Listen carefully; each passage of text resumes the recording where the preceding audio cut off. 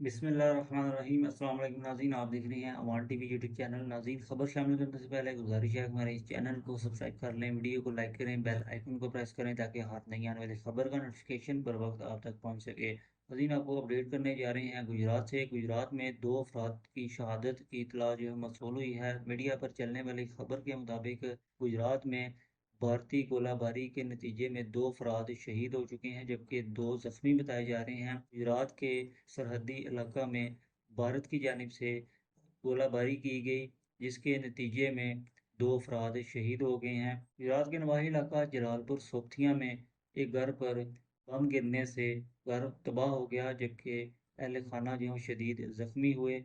जबकि दो अफराद जो कि बाप बेटा बताए जा रहे हैं वो शहीद हुए, जबकि दो जो हैं वो ज़ख्मी बताए जा रहे हैं। कम उम्र नौजवान जो बताए जा रहे हैं जो कि ज़ख्मी हैं, जिन्हें इमदादी टीमों की मदद से जो है वो करीबी अस्पताल मुंतकिल कर दिया गया। वाक़या की इत्तला मिलते ही रेस्क्यू 1122 की टीमें और पुलिस जय बगुआ पर पहुंच गई और ज़ख्मियों को मलबे से निकाल कर तिब्बी इमदाद के लिए करीबी अस्पताल मुंतकिल कर दिया गया। जबकि बताया जा रहा है कि करीबी जो देहात हैं वो भी जो है वो इस गोलाबारी से लर्ज़ उठे।